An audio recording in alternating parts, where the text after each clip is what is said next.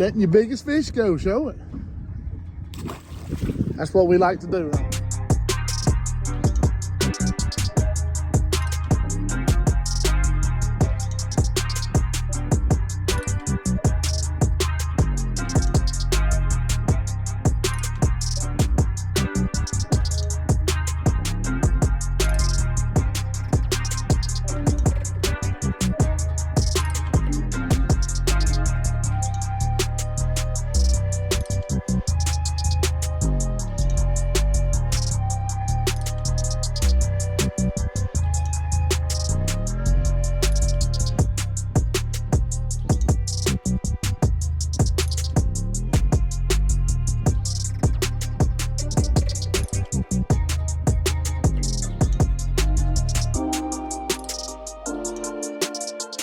Alright guys, for today's video, we're going to take a couple of screenshots from the perspective mode, and I'm going to point out what I'm looking at and how I use them to catch more bass.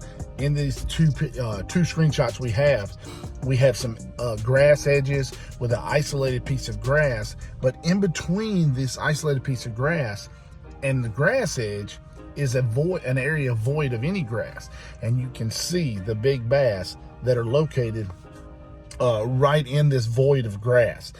Very awesome. Caught a lot of fish in this one particular area, and it's one of those money spots that you look for when you're tournament fishing and things like that. So let's take a look at these screenshots right now, and I hope these help you out. That's a pretty one.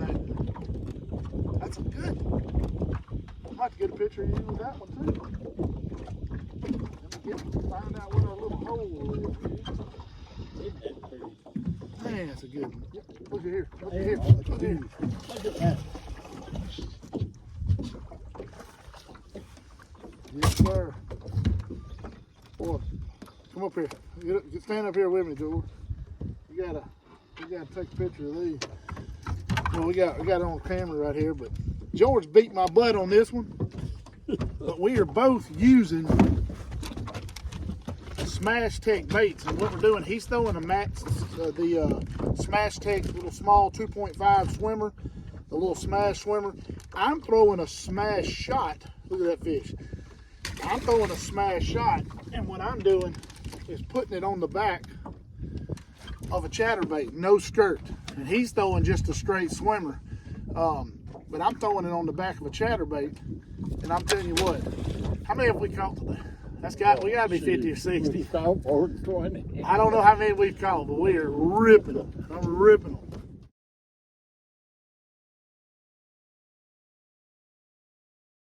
All right, in this video, I'm gonna show you the raw image first, and then we will point out the fish and everything that's in it. First, as you can see those arrows, they're pointing at a grass edge.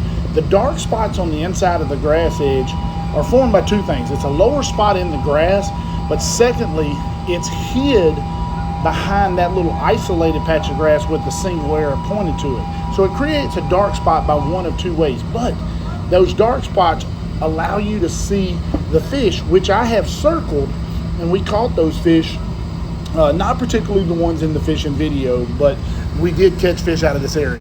He hit it so hard, I thought he was gonna jerk the rod out, man. I thought he was a real big one the way he hit it. There he is. Oh, there he is. Man, it's something about this. Literally, this lake has got 6 or 7 fish. I think we done caught them all.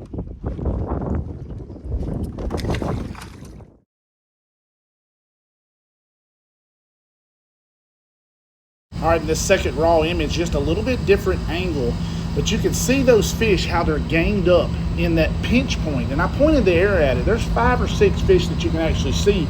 There's multiple other fish. We ended up catching about 25 to 30 out of this one little hole.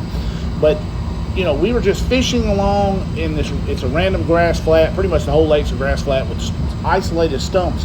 But when we found this little spot where it was void of grass, and then we found this isolated patch that was kind of adjacent to this wall of grass, those fish were right there in a little pinch point, and using that pinch point, we were able to catch a lot of fish. How'd you like that?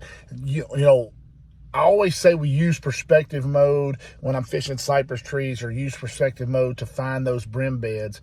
But I'm really starting to learn how to use it to attack grass beds, find those little voids, find those little hidden spots within the grass.